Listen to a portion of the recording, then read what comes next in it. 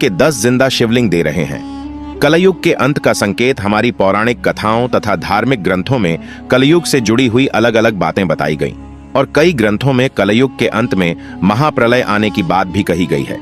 दुनिया में बहुत सारी ऐसी रहस्यमय जगह हैं जहां पर दुनिया के अंत का राज्य छुपा हुआ है। विज्ञान और आध्यात्म के इस संगम में महादेव के यह शिवलिंग रहस्यों की एक अनस गाथा है। इन शिवलिंग में ऐसे संकेत छुपे हैं जो भविष्य की काली छाया को उजागर करते हैं। जब दुनिया भर के वैज्ञानिकों की टीम ने इन शिवलिंग के रहस्यों को सुलझाने की कोशिश की तो उनके होश उड़ गए। क्या यह केवल अंधविश्वास है या सच्चाई की एक झलक?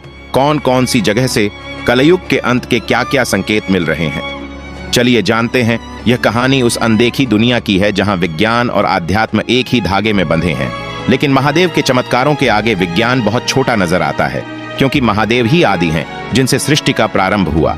महादेव ही अनंत है जिनसे सृष्टि का अंत होता है। महादेव ही सत्य है जो सब में समाया है। महादेव ही शिव है जो कल्याणकारी है। महादेव ही शक्ति है जिनसे सृष्टि का संचालन होता है। महादेव ही ब्रह्मांड के हर अणु में समाहित है। महादेव ही अज्ञान का नाश करने वाले हैं। महादेव ही विश्व का संचालन करने वाले हैं। महादेव ही योगियों के योगेश्वर हैं। महादेव ही भक्तों के दुख हरता है।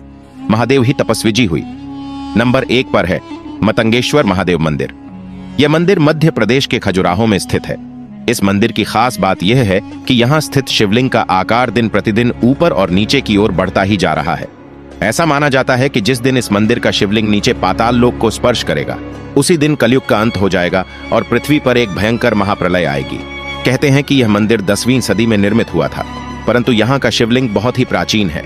इस शिवलिंग को महाभारत काल का बताया जाता है। वर्तमान में इस शिवलिंग की ऊंचाई 2.5 मीटर और व्यास 1 मीटर है। लेकिन यह शिवलिंग जमीन के अंदर कितना बढ़ चुका है, इसकी सही जानकारी किसी के पास नहीं है। हर साल की कार्तिक पूर्णिमा के दिन पर्यटन विभाग के कर्मचारी आकर इस शिवलिंग की माप करते हैं, जिससे पता चलता है कि इसका आकार हर साल बढ़ता जा रहा है।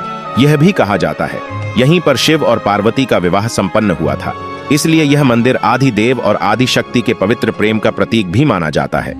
इस मंदिर का निर्माण एक चमत्कारी मणि के ऊपर कराया गया है। मान्यता के अनुसार यह मणि स्वयं भगवान शिव ने सम्राट युधिष्ठिर को प्रदान की थी, जो हर मनोकामना को पूरा करती थी। बाद में संन्यास धारण करते समय युधिष्ठिर ने इसे मतंग ऋषि को दान में दे दिया था। मतंग ऋषि के पास से यह मणि राजा हर्षवर्धन के पास आई, जिन्होंने इस मणि को धरती के नीचे दबाकर उसके ऊपर इस मंदिर का निर्माण कराया। मतंग ऋषि के नाम पर ही इस मंदिर का नाम मतंगेश्वर महादेव पड़ा। कहा जाता है कि वह चमत्कारिक मणि आज भी इस शिवलिंग के नीचे मौजूद है, इसलिए यहाँ पर भगवान शिव के कई चमत्कार होते रहते हैं। वैज्ञानिकों की टीम ने कई बार इस शिवलिंग के रहस्यों को सुलझाने की कोशिश की, लेकिन हर बार उन्हें वहां